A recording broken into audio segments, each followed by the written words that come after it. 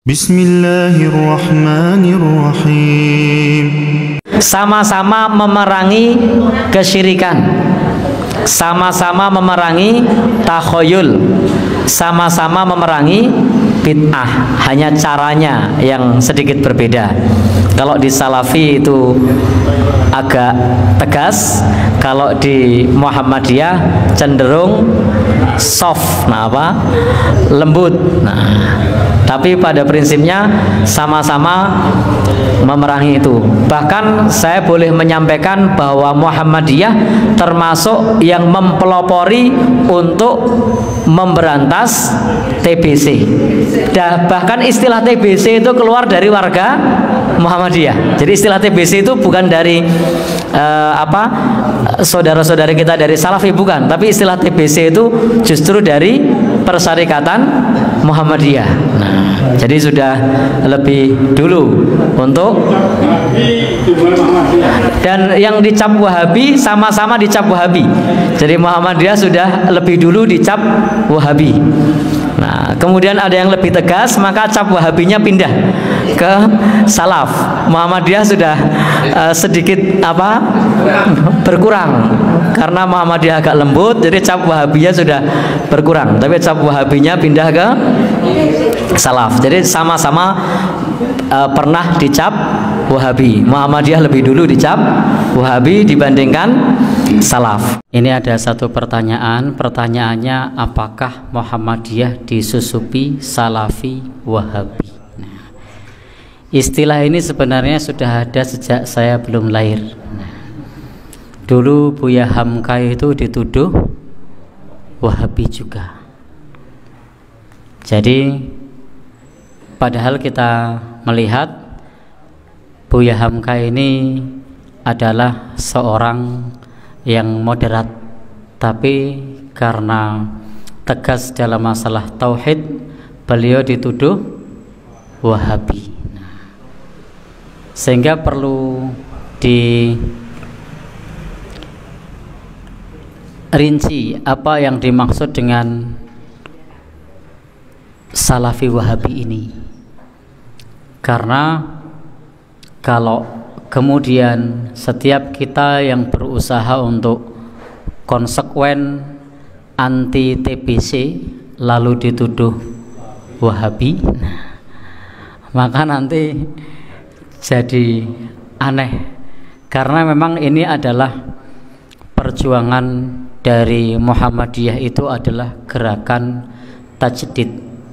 Tajdid itu gerakan pembaruan. Pembaruan dalam agama itu bukan tambah baru, bukan, tapi kembali kepada sumbernya.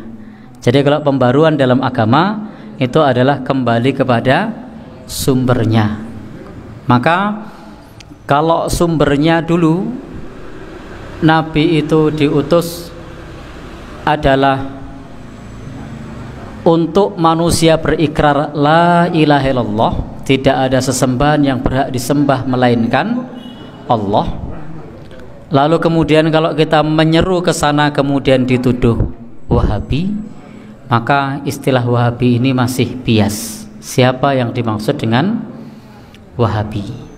Karena alhamdulillah kalau di Muhammadiyah itu sejak saya sekolah dulu di pelajaran kemuhammadiyahan itu, di situ salah satunya adalah memberantas TBC. Itu sejak saya kecil dulu itu sudah pripun?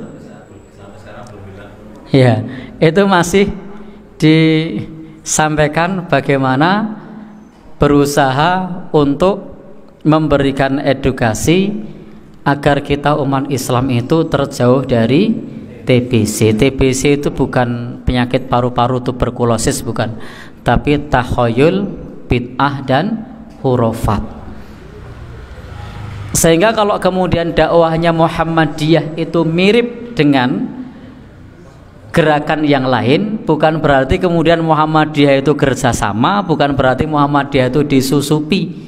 Kalau memang ada kemiripan, apakah kalau kemudian ada satu organisasi mirip dengan organisasi lain lalu dianggap itu adalah disusupi? Ya tentu saja bukan. Jadi intinya semua nabi dahulu juga tugasnya sama. Walaqad ba'atsna fi kulli ummatir rasulan ani'budullah wajtanibut taghut.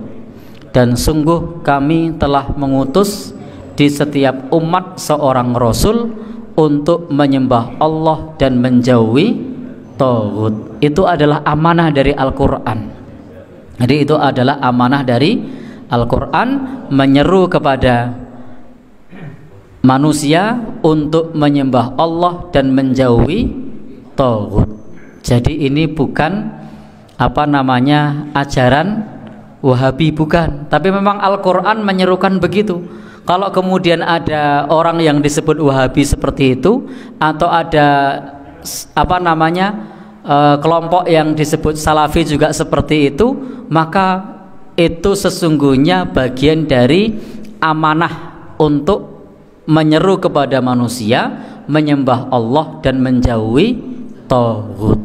Nah, apa sih yang disebut dengan taghut? Kullu mayyubad min dunillah, segala sesuatu yang disembah selain Allah. Maka para ulama menjelaskan agar kita betul-betul menyembah Allah, karena taghut itu ada ma'bud, ada muta', ada matbu'. Yang pertama adalah yang disembah selain Allah. Yang kedua yang ditaati yang tidak sesuai dengan aturan Allah. Yang ketiga yang diikuti tidak sesuai dengan tuntunan Allah. Maka itu adalah yang diajarkan di dalam Al-Qur'an, yang diajarkan di dalam hadis Nabi. Adapun yang disampaikan oleh penanya tadi tentang disusupi Wahabi, nah ini yang dimaksud siapa saya tidak tahu, karena Buya Hamka saja sebagai seorang tokoh yang punya karya besar Tafsir Al-Azhar, yang beliau ke Indonesia hanya tidak diragukan, yang beliau perjuangannya tidak kita ragukan, yang merakyatnya juga tidak kita ragukan, beliau pun dituduh Wahabi. Padahal kita tahu beliau adalah seorang penganut Muslim yang sangat moderat. Wallahu alam bishawab.